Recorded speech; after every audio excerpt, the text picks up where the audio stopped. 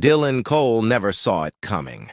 One second, his hands gripped the steering wheel of his Ford Explorer, his eyes scanning the dark, rain-slicked mountain road. The next, his tires skidded on a patch of unseen ice. The world twisted. The road vanished. Gravity took over. The SUV launched over the guardrail, flipping into the abyss below. Adrenaline surged through Dylan's veins as he braced for the inevitable impact. His stomach dropped as the vehicle tumbled, metal groaning under the force of the fall. And then, suddenly, impossibly, it stopped. Branches shattered against the undercarriage. His head slammed into the side window, pain exploding behind his eyes. The car groaned, cradled in the thick embrace of tangled branches and sturdy limbs. He was alive, but barely. Suspended. The world around him was eerily still. The rain pattered, against the windshield dripping through cracks where the glass had shattered. Dylan's breathing came in ragged gasps. His heart pounded. His fingers trembled as he reached for his phone. No signal. Shit. The glow of the dashboard flickered before dimming entirely, leaving only the soft glow of the emergency lights. He tried the door handle, but it wouldn't budge. The weight of the vehicle pressed against the passenger side, wedging it tightly against the cradling tree limbs. He was trapped. His breath came fast. He forced himself to slow it down. Panicking wouldn't help. He did a quick inventory of his situation. His legs moved, painfully, but not broken. His ribs ached, and he could already feel a lump forming on his temple where he'd hit the window. His car was tilted downward, nose heavy, threatening to slip further if he made any sudden movements. Dylan reached for his backpack in the passenger seat. It had a half-full water bottle, a protein bar, and a flashlight. Barely anything. The glove compartment held an emergency kit, a small first aid pack, a dull pocket knife, and a thermal blanket. He gritted his teeth. This was bad. The night passed, in freezing silence. Wind howled through the trees, shaking the SUV, making it creak ominously. Every movement sent a jolt of terror through Dylan's spine. If the branches gave way, if the car shifted too much, he'd plunge the rest of the way down. By morning, hunger gnawed at him. His stomach twisted in knots, his throat dry. He forced himself to sip his water sparingly. He had no idea how long he'd be here. The second day felt like an eternity. Dylan's thoughts spiraled, a whirlwind of anxiety and regret. He counted the cracks in the windshield, the droplets of condensation gathering on the roof. Anything to keep his mind busy. His stomach ached with hunger, but he refused to eat yet. He had to ration. He had no idea how long it would take for someone to find him. The thirst became unbearable by midday. The half-full bottle of water was a cruel reminder of his predicament. He allowed himself a single sip, feeling the liquid slide painfully down his parched throat. He thought about his kitchen back home, the cool splash of a faucet, the endless supply of clean water. He cursed himself for never truly appreciating it before. As the sun set, the shadows deepened, and the forest around him seemed to close in. The silence was oppressive, interrupted only by the occasional rustling of leaves. Then, as the night fully settled, the noises began. A faint scratching, a rustle, then a whisper, just beyond his window. He tensed, holding his breath. Was it the wind, an animal, or something else? His fingers tightened around the pocket knife, the only weapon he had. He knew he wouldn't stand a chance if something or someone tried to get in. On the third day, the dehydration was unbearable.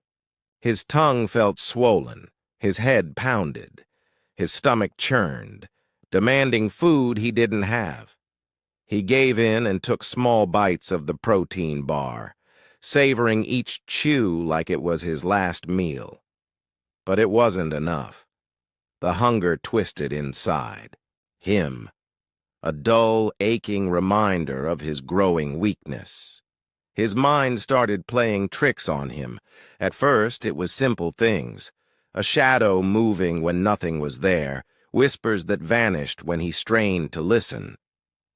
Then, the hallucinations grew worse. His mother's voice called to him, gentle and coaxing, telling him to close his eyes, to let go.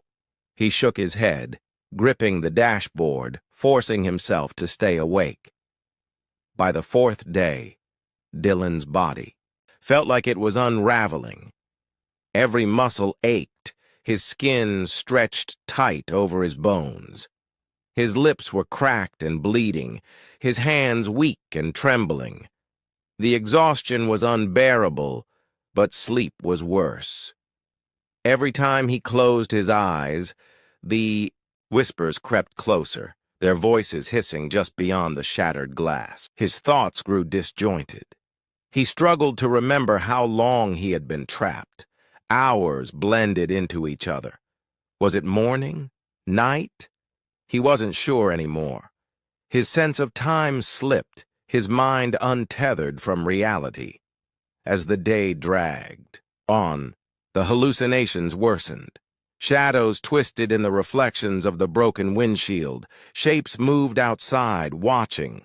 One time, he swore he saw someone standing near the hood of the car, tall, unmoving. He blinked, and it was gone. Just a trick of the light, he told himself. But was it? The voices, once faint, were growing louder. They no longer whispered. They laughed. A hollow, mocking sound that made his blood run cold. He covered his ears, but the laughter seeped through, rattling inside his skull. By evening, Dylan had given up trying to fight. He curled into himself, shivering, his breath coming in ragged gasps. The hunger clawed at his insides, but the thirst was worse.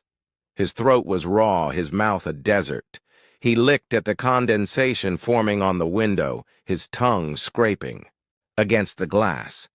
It wasn't enough. That night, the nightmares became real. The whispers weren't just voices anymore. He felt hands brush against his skin, cold fingers tracing along his arm. He jerked awake, heart hammering, but the car was empty. The wind howled through the trees, but Dylan knew better. Something had been there. Something was waiting. For the first time since the crash, he truly believed he wouldn't make it out. He closed his eyes, letting the darkness take him, the laughter echoing in his ears. And then, silence. The fourth night passed, leaving him teetering on the edge of oblivion. Would tomorrow be any different? His mind started playing tricks on him. At first it was simple things. A shadow moving when nothing was there. Whispers that vanished when he strained to listen. Then the hallucinations grew worse. His mother's voice called to him, gentle and coaxing, telling him to close his eyes, to let go. He shook his head, gripping the dashboard, forcing himself to stay awake. The fifth day began in a fog of pain and exhaustion. Dylan's body no longer responded the way it should. His muscles trembled with the slightest movement, his vision blurred with every blink. The sensation of thirst had become an unbearable torment. His tongue felt like sandpaper, his throat raw as if lined with tiny blades.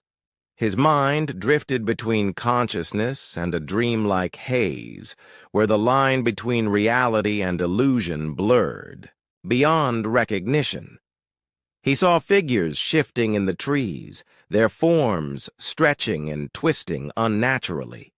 He tried to tell himself it was just the lack of water, but the way they moved, the way they whispered his name, it felt too real. He heard the wind, but it carried voices now. At first they murmured softly, like distant conversations just out of earshot. Then they grew louder, insistent. His mother's voice called him again, but this time she wasn't soothing. She was angry.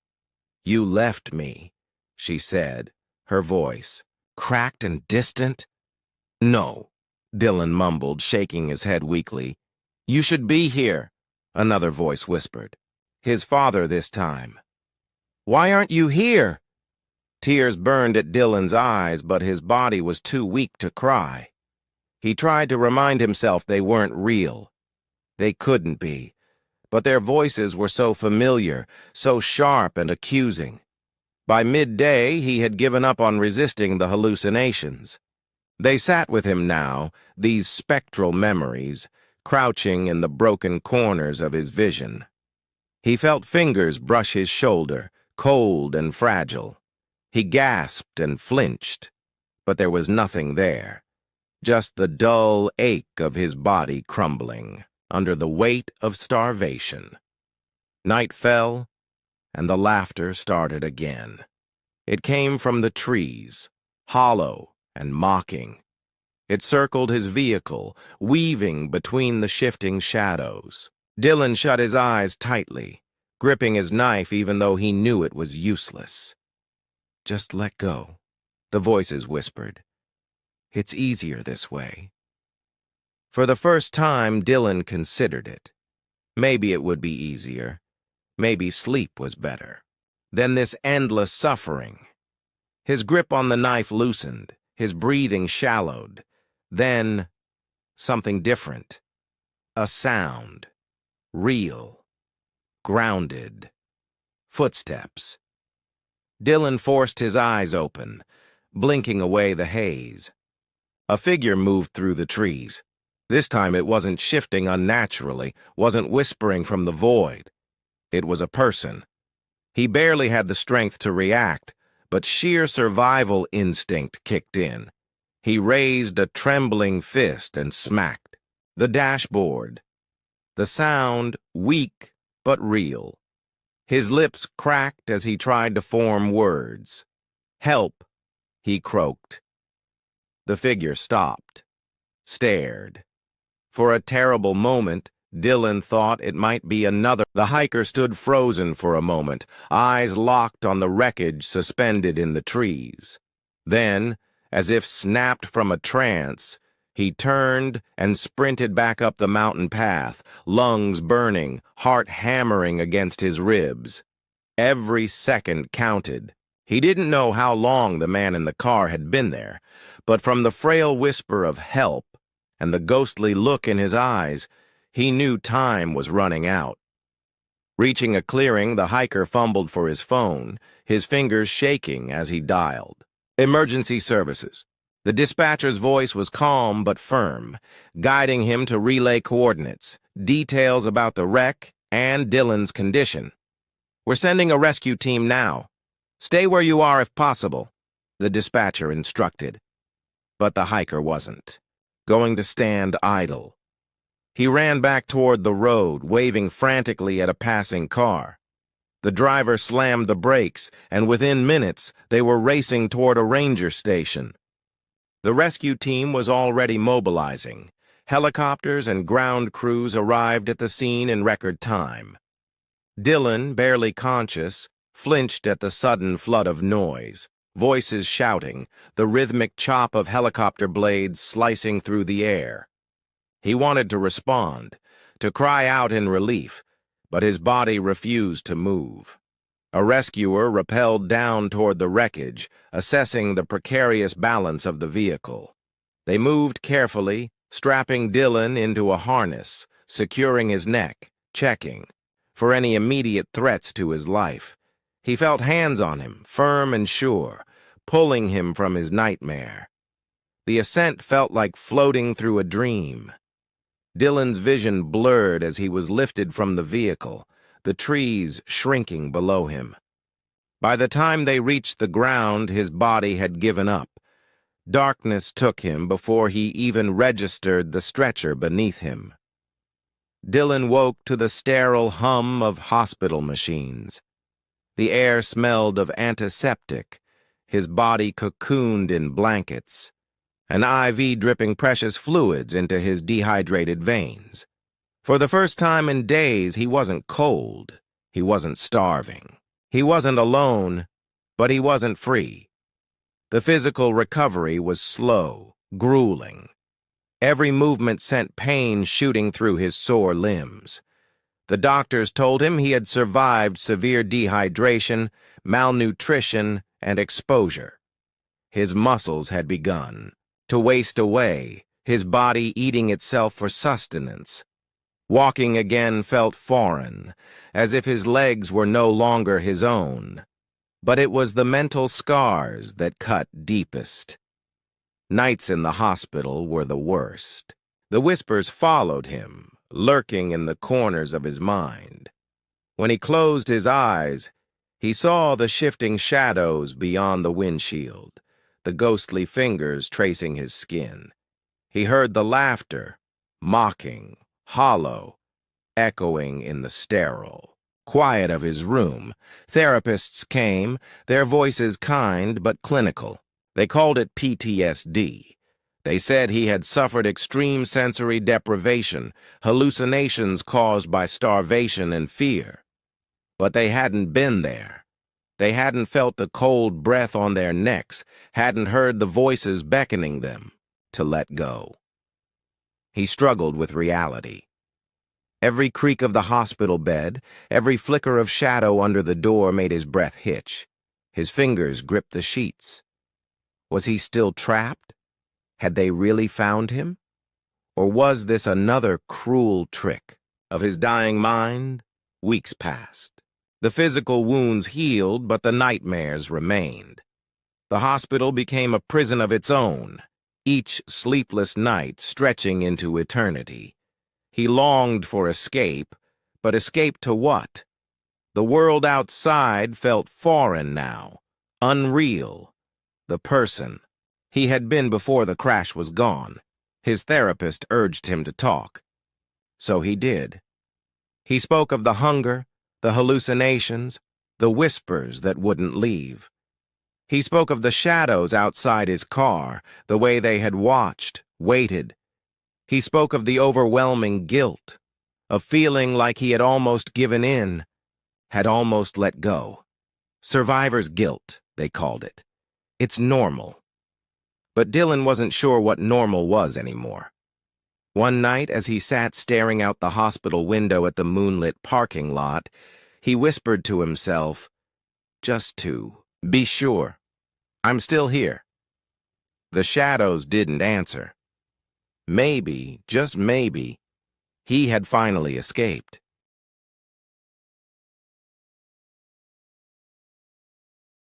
If you enjoyed this story, please like this video and subscribe to my page and then wait for the next. Comments are always welcome to let me know what you liked and didn't like about the story.